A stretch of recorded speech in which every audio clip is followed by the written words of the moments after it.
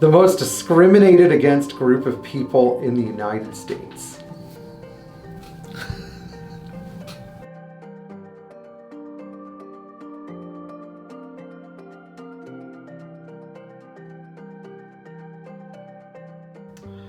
You guys might think I'm trolling someone, but I'm actually not. And today we're going to talk about a particular group of people in the United States that, and not in all states, some states are better about treating this class of people better than others. But for the most part, we're going to talk about a group of people that really, it just seems like anytime they have self-initiative and want to do something, they get it handed to them. So this group of people would be entrepreneurs, but not a typical entrepreneur, because right now people throw the word entrepreneur and entrepreneurialism around with very little caution and very little understanding. And so I think that we are seeing this particular problem among entrepreneurs who want to open businesses where they actually do stuff, where they produce a tangible result.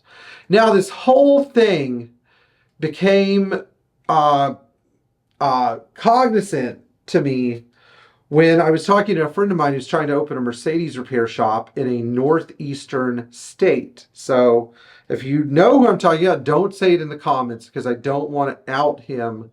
Could cause some issues for him in his current job, which he really needs, because living in the Northeast is really expensive.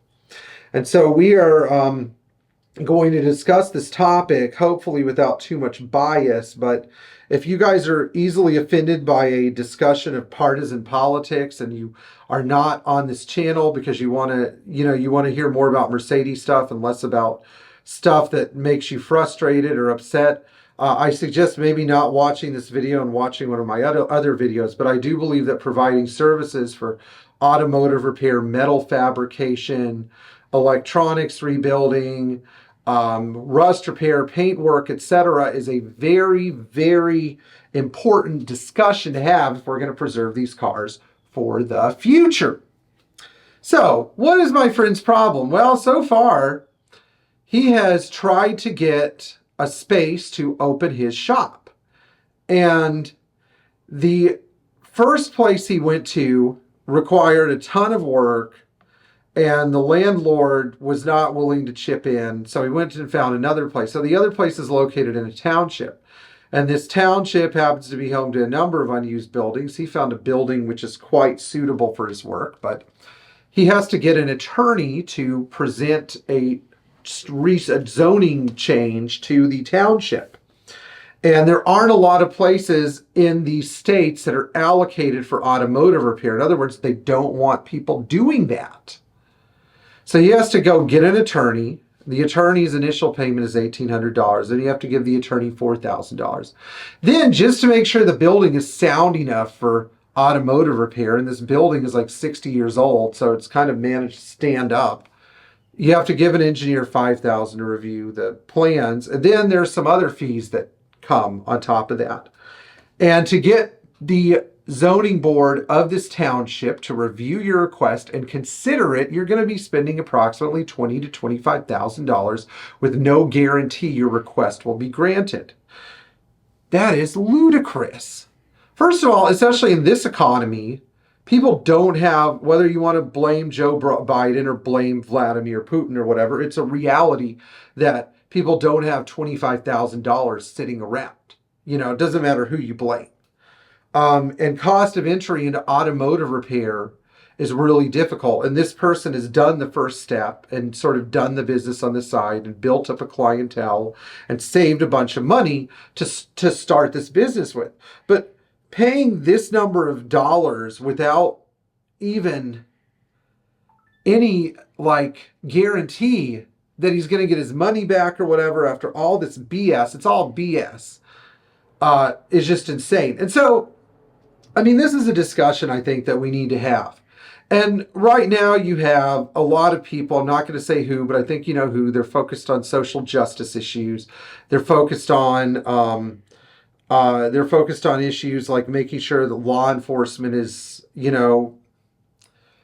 constrained from hurting people, which is a valid argument. Then you have another group of people that are complaining about, I don't know, too much inflation or gas prices being too high. And, this is a global problem, but it does affect a lot of people. It is a valid complaint.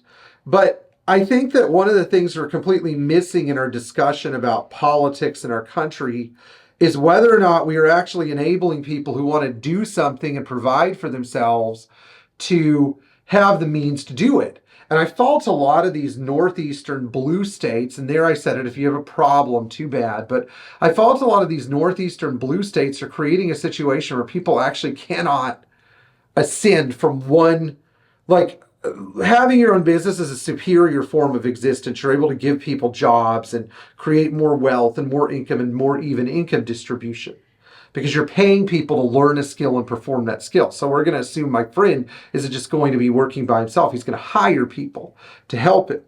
And he's going to create growth in this area by bringing people in to have their cars serviced. Those people are going to spend money at Airbnbs, they're going to spend money at restaurants, they're going to spend money at coffee shops, they're going to spend money at local gas stations. So this is good for the local economy. And I don't understand why some of these blue states have put all these laws in place that they don't deter large corporations. They just get them out of the state. So that you have a bunch of job loss there. But even more so, you deter people from small business. It's like, that's stupid, And that's one of the reasons why, I'm not quick to criticize every member of a political party because I understand there's some evil Republicans and good Republicans. I understand there's some good Democrats and some bad Democrats. I have a lot of people who I work with who are on both sides of the aisle, and some of them I really like. It doesn't matter. I look at people for their personality, how they treat other people. I don't look at them based on their party affiliation. I also look at how they treat me and how they're respectful of my beliefs, because it's no secret to most people that I'm a traditional Catholic. I'm very socially conservative on a lot of things, probably more so than somebody like Ben Shapiro. But at the same time, I also don't believe in treating any other person judgmentally or mistreating them because they lead a different lifestyle than me. That's not like a thing we're supposed to do. But as far as entrepreneurialism goes, that's one of the reasons I'm proud to be in Florida. And that's one of the reasons why I think our state's being run the right way. That's one of the things I'm proud of in our state. The fact that I can get a business license for under $500. If I have to go through a zoning board, all I have to do is present my request and explain to them what I'm going to do. I don't have to give any money to a bunch of people sitting on a board that are going to give it to an engineer, that's going to give it to an attorney, that's going to give some of it back to them. I mean, that's just not fair. It's not fair. It hinders people's success. If you want to have a strong economy, you have to start by having strong small businesses. That's why countries like, that's why Northern European countries have such a sharp economic divide, where you have a bunch of migrants on one side who are trying to make it and can't get up and do anything. And then you have a bunch of people working for large banks or financial institutions that don't do anything other than make our economy worse when they fail. And at the same time, you have states like California, and we all know the story, California, New York, where people are leaving because they can't run a small business. So if you're an entrepreneur and you're trying to make it in one of these blue states, I salute you. Keep doing what you're doing. And if any of you know the secrets to starting a shop in one of these places, please tell me. I hope you enjoyed this video. Please like, share, and subscribe. Tap the bell for notifications.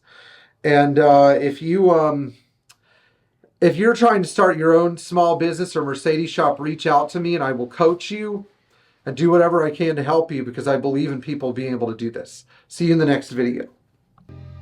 Great.